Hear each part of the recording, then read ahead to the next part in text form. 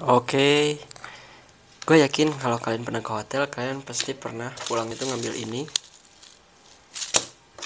ini, atau ini. Ada juga tuh kalau kopi itu Nescafe, kalau tehnya tuh teh botol celup. Sama sabun-sabunnya, sabun, sampo, sama odolnya, sama sikat giginya itu dibawa ke rumah, tapi tidak pernah dipakai dan tidak pernah diseduh, tidak pernah diminum. Gue yakin kalian pasti pernah itu.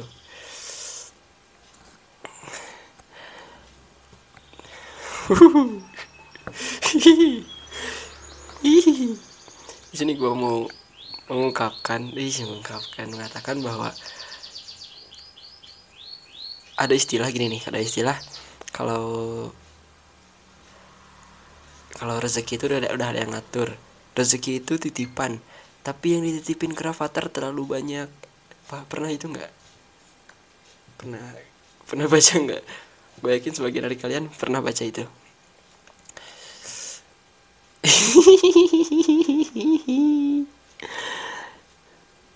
Tapi yang harus kita ingat adalah, apakah benar-benar Rafathar menginginkan hal itu? Ya memang secara hidup terjamin, secara gak harus mengalami apa yang dialami oleh orang-orang lain yang mau makan susah, mau menghidupi hobinya susah, mau nyari kesenangan susah. Tapi ternyata ada loh kesenangan yang sebenarnya gak harus membutuhkan effort yang banyak. Contohnya ini gue, tapi disclaimer dulu, ini kata-kata ini keluar dari orang yang memang hidupnya berkecukupan. Gue itu adalah orang yang hidupnya berkecukupan.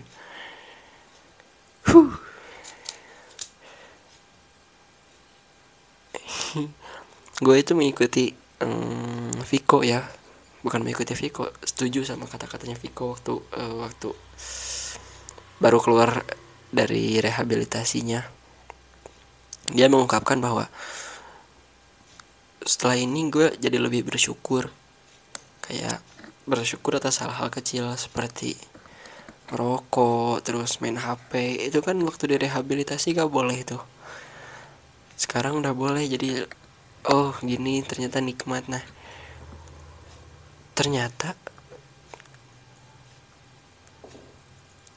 kebahagiaan kita itu menurut gue ya ada di sekitar kita, dan kita bisa ciptakan itu. Kalau misalnya pekerjaan ya, kalau lo orang kaya mungkin bisa aja menghidupi idealis lo bisa mendapatkan pekerjaan yang lo inginkan, yang lo senangi. Tapi kalau misalnya lo nggak kaya-kaya amat, antara sedang, menengah, atau menengah ke bawah, pilihannya ya pilihan kedua, yaitu menyenangi pekerjaan lo. Gue termasuk yang menengah. Gue belum bisa menghidupi, belum bisa ngasih makan ego, belum bisa ngasih makan idealis. Gue kerja di toko akuarium, tokonya bapak saya, sebagai namanya juga kerja kayak gitu di toko ya, ngeladangin, ngekasirin, ya sama-sama aja. Capek ya nggak terlalu capek sih, nggak terlalu effort, nggak harus mikir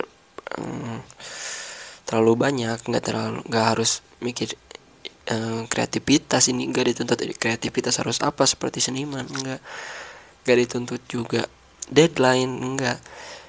Yang ada ya tugas tugas gue selain melayani pelanggan gitu, tugas gue adalah meyakinkan pelanggan untuk membeli barang itu.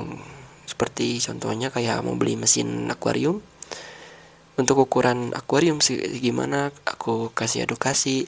Kenapa kok ikannya pada mati, aku kasih edukasi. Kenapa kok airnya keruh terus, kenapa kok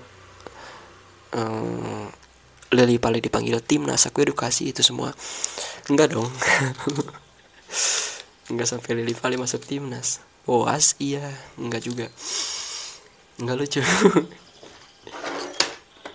Ya memang, ya, dan salah satu tantangannya adalah berhadapan dengan orang yang ngeyel, atau selain ngeyel juga bisa juga males.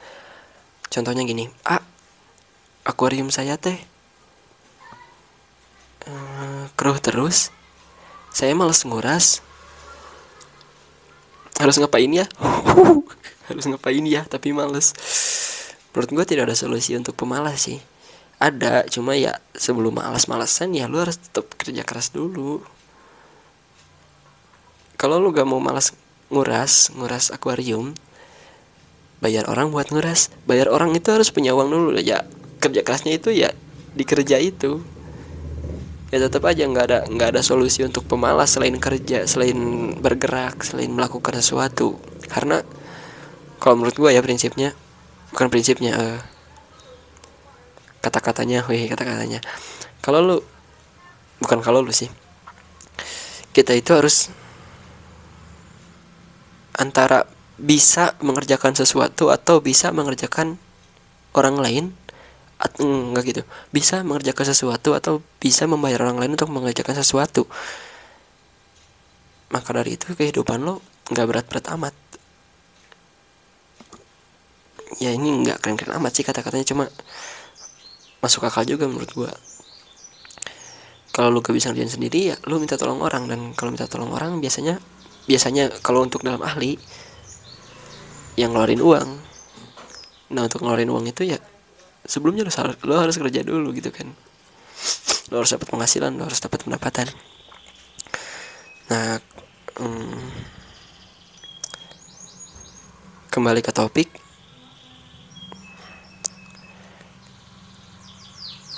gue kerja sebagai itu apakah bahagia? Pada awalnya tidak. Pada awalnya gue, wah pantai lah semua ini. Gara-gara gue nyalahin keadaan. Gara-gara kakak gue nikah, uangnya jadi kesana semua. Gue jadi nggak bisa kuliah. Terus gue nggak kuliah, dan pada akhirnya emang nggak milih kuliah juga, nggak nyiapin dari bulan-bulan sebelumnya, nggak belajar yang sampai segitunya untuk ujian mandiri, SBMPTN, untuk nggak, bahkan nyiapin berkas aja nggak. Sampai sekarang ijazah sama nama di kartu keluarga itu beda, dan gue gak peduli. Kemarin waktu mau daftar ujian mandiri di UIN Sunan Gunung Jati Bandung, baru tuh gue urus ke desa, ini gimana nih, ya nggak bisa ngubah ijazah, yang bisa diubah ya KTP sama kartu keluarganya.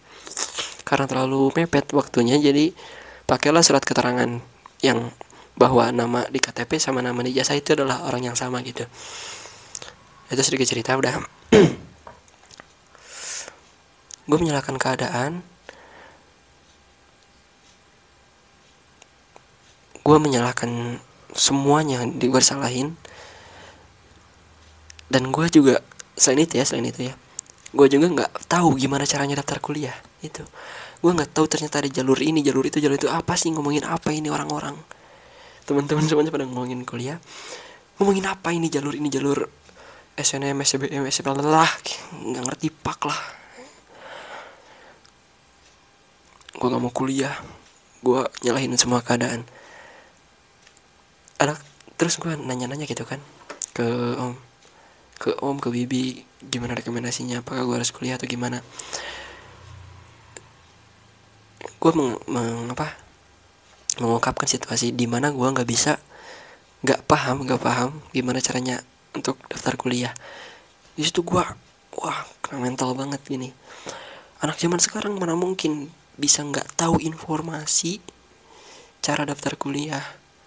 Gue googling tapi gue gak ngerti bahasanya. Gue dendam sama om itu, sama om gue.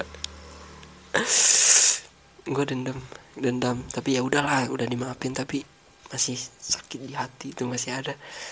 Ini buktinya ada orang yang nggak tahu informasi, yang nggak bisa loh, nggak ngerti loh istilah-istilahnya. Gue nyalahin keadaan dengan situasi yang seperti itu. Terus Setelah itu gue nggak punya pilihan, ya udah gue ikut kerja aja, karena nggak ada pilihan lagi. Kedua, mumpung ada satu slot yang kosong, jadi karyawan tuh kan ada 2 toko, satu tokonya tuh harus ada 2 orang karyawan. Yang satu toko yang utamanya udah ada, dan yang cabang ini baru ada 1 orang. Nah gue masuk lah di situ. Sampai sekarang mulai masuk tuh bulan Mei 2021, belum di wisuda itu, tapi gue udah kerja di situ. Dah daripada nganggur. Pada awalnya betah nggak betah, bodo amat, yang penting gue masuk kerja. Tapi karena gue orangnya gak enakan, jadi gue selalu melayani pelanggan dengan baik. Gak pernah tuh, ayo seberapa 1.000, ayo seberapa, ya ini manajer nyanyi apa ya mah, gelut, mau enggak sampai gitu. Gue selalu berusaha buat ngomongnya tuh lebih panjang daripada apa yang ditanyakan sama si pelanggan. Kayak ini sama ini, ikan ini sama ikan ini disatuin bakal berantem nggak? Berantem, soalnya itu predator, ini bukan, soalnya ini. Kecuali kalau misalnya ininya ini.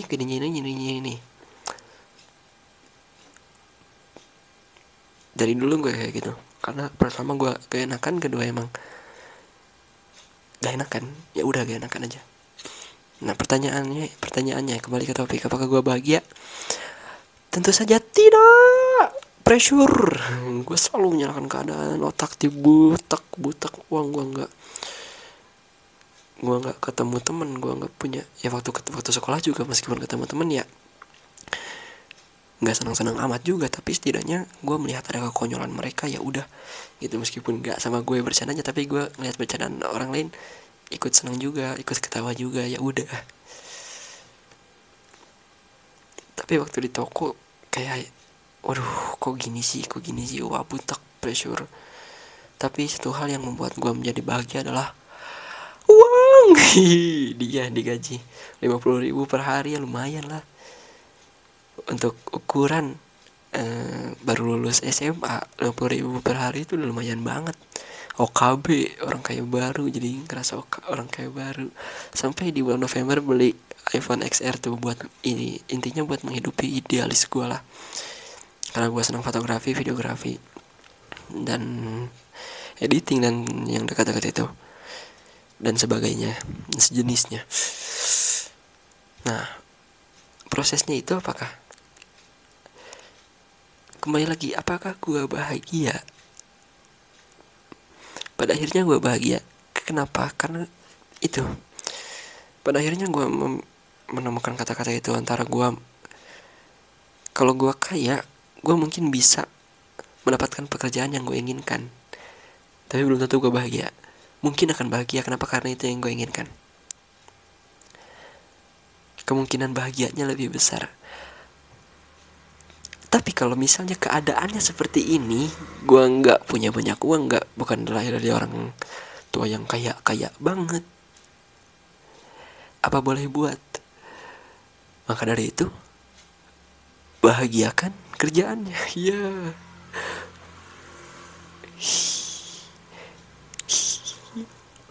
ya nggak ada pilihan. Bahagiakan kerjaan tuh gimana? Cari kebahagiaan kecil di situ dan nikmatin. Menurut gue ya, kayak contohnya yang ngerokok atau main HP, sekedar itu loh.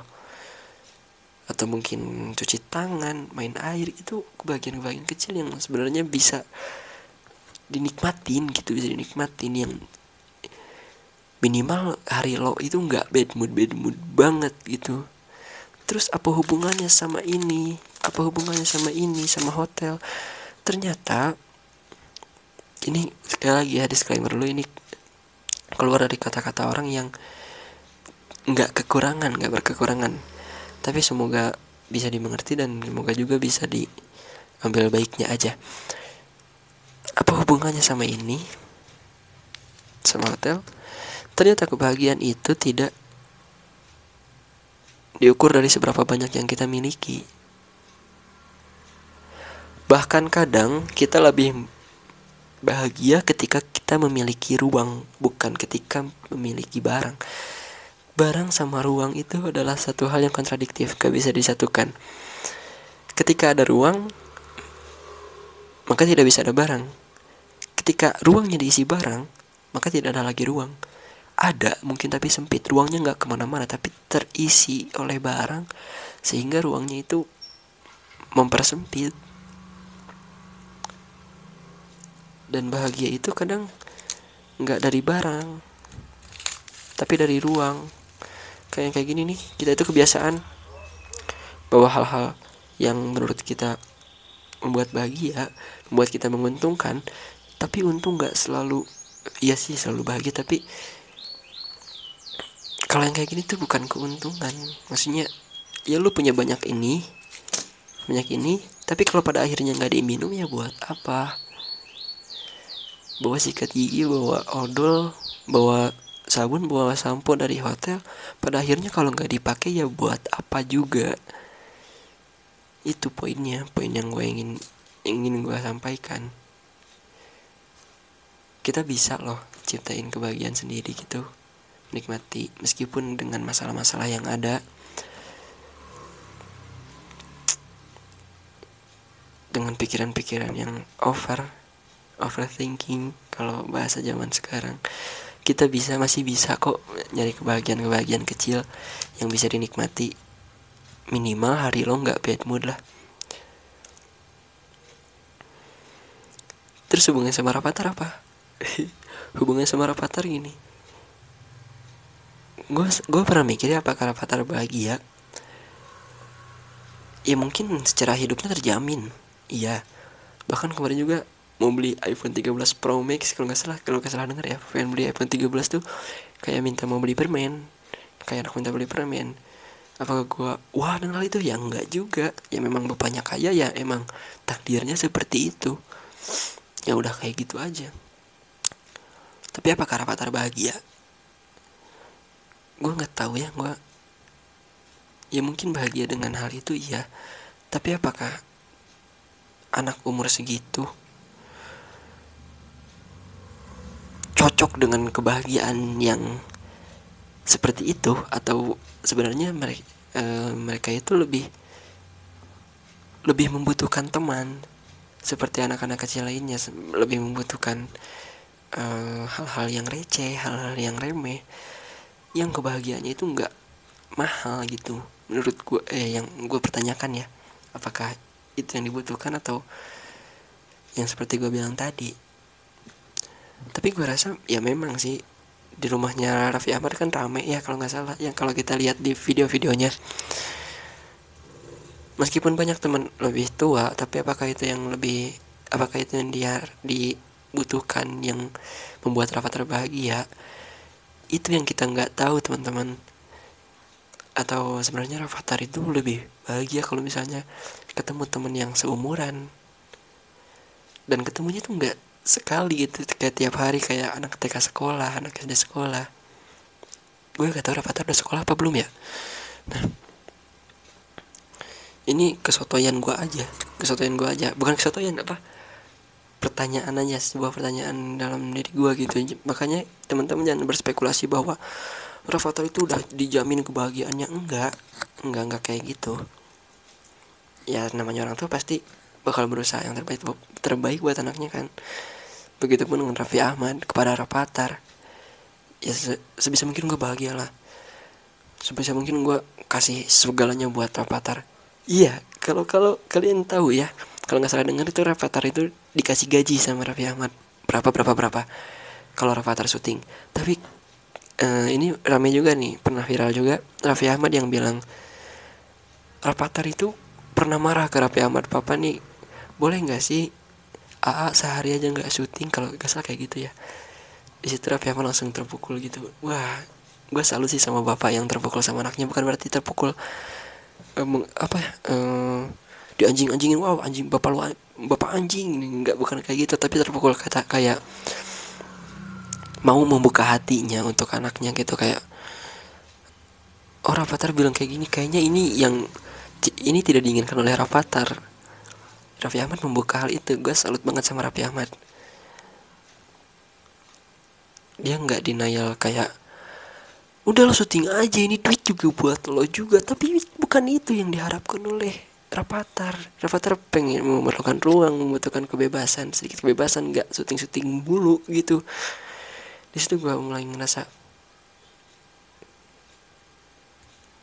nggak semua kebahagiaan itu berasal dari harta. Harta bisa buat kebahagiaan, tapi kebahagiaan itu nggak semua dari harta, bahkan dari ruang. Dari ruang juga bisa. Kita kadang membutuhkan ruang. Kadang kita merasa sumpek kan dengan banyaknya barang di rumah kita, di kamar kita. Kenapa? Karena tidak ada lagi ruang. Begitupun dengan hati, ketika diisi-isi dengan kebahagiaan yang dibeli, yang harus dibeli dengan kebahagiaan barang, maka kebahagiaan ruangnya itu,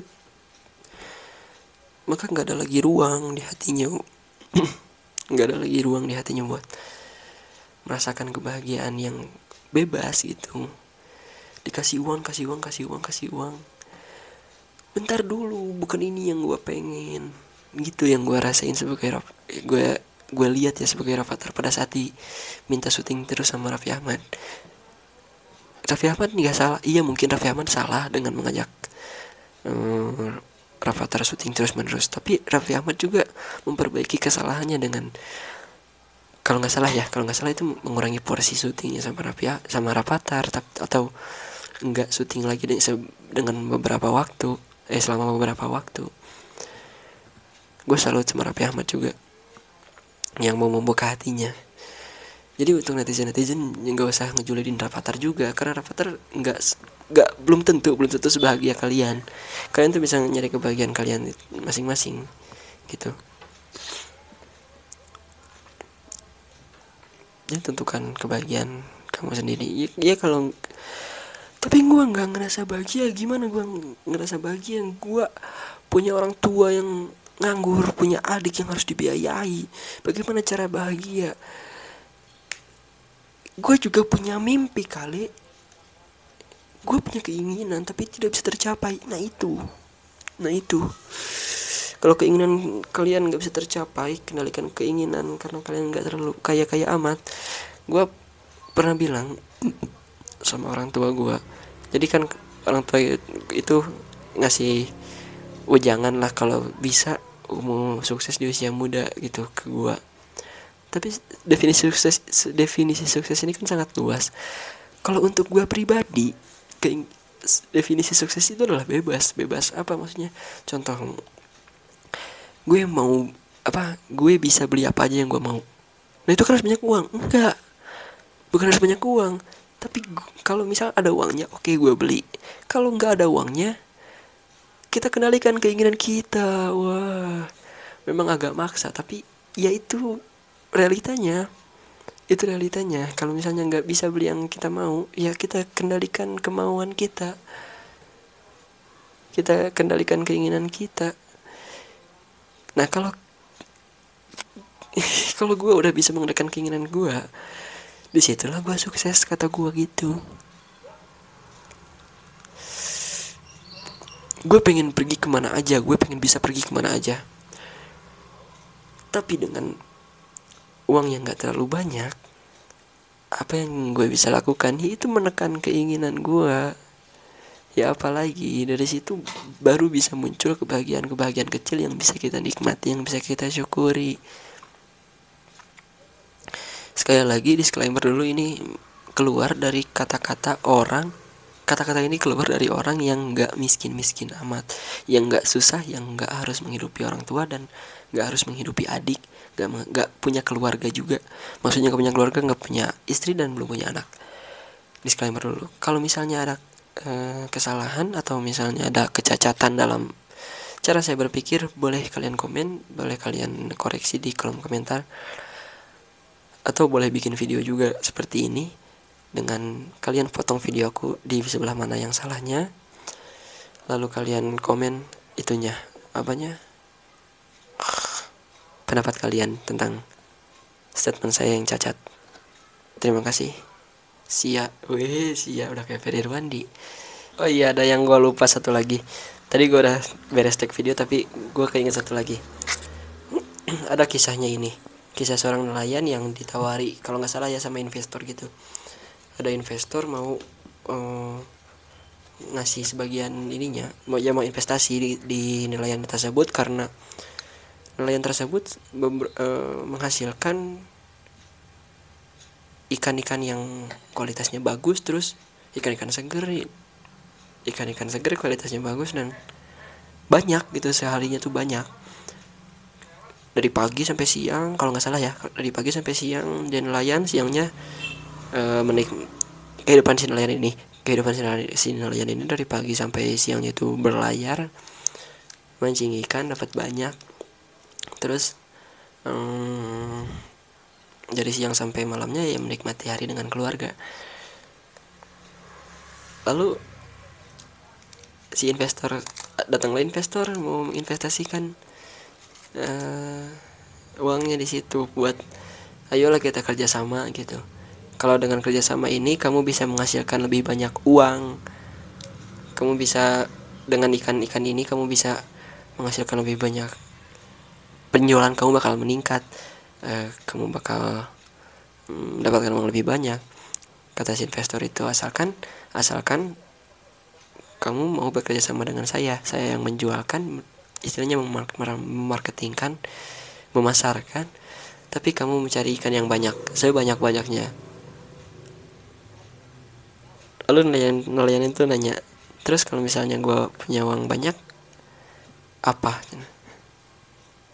Gak gitu. Terus kalau misalnya gue mau kerja sama lu, keuntungannya apa? Ya Anda bisa menghasilkan uang banyak. Lalu kalau misalnya gue menghasilkan uang banyak apa? Lu bisa membeli apapun yang lu mau. Terus kalau misalnya gue bisa membeli apa yang gue mau, apa? Lu bisa menikmati hari-hari lu dengan keluarga. Ya itu mah gue udah bisa sekarang.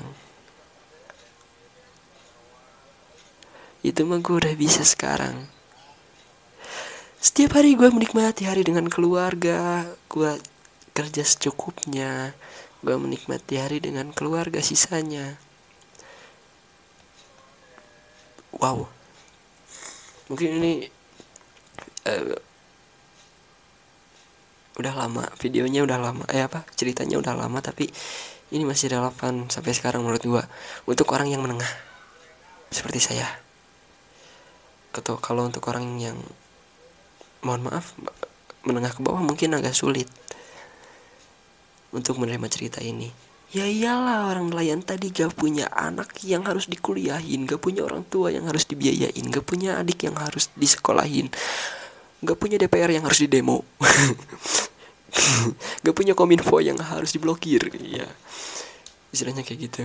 Tapi enggak juga, lu gak tahu negara ini itu akan hancur dalam beberapa waktu yang akan datang.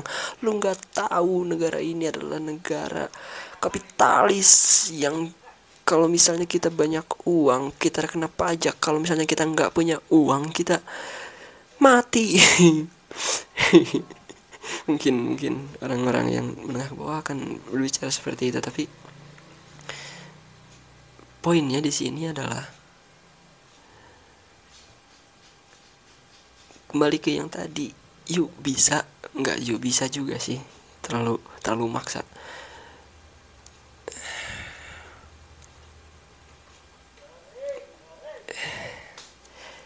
Nikmatin setiap kebahagiaan terkecil lo, nikmatin setiap kebahagiaan yang datang kepada hidup lo.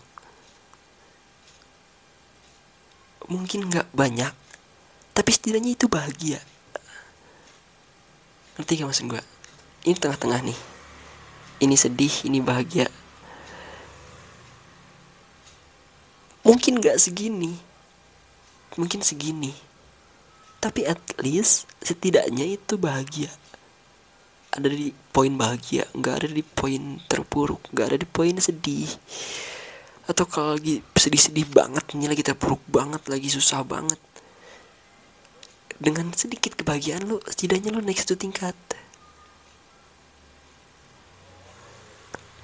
Dan gue yakin lu bisa, sih, gue yakin lu bisa. Mungkin agak lama, bertahannya mungkin agak lama, tapi gue yakin lu bisa keluar dari zona kemiskinan lo selama lo nggak diem, selama lo melakukan sesuatu, selama lo membangun channel, membangun hubungan baik dengan orang, selama lo membangun skill yang lo mungkin bisa kembangkan, selama lo kerja, maksud gue kerja ini lo nggak diem, apapun lo kerjain, apapun lo gerak, lo nggak diem, gue yakin lo bisa sih, dengan sedikit mengatur keuangan, sedikit mengatur pengeluaran dan pendapatan. Gue yakin lo bisa sih. Gue yakin lo bisa. Yuk temuin sedikit kebahagiaan itu dan jadikan itu berada di atas kebahagiaannya. Terima kasih. Sampai jumpa.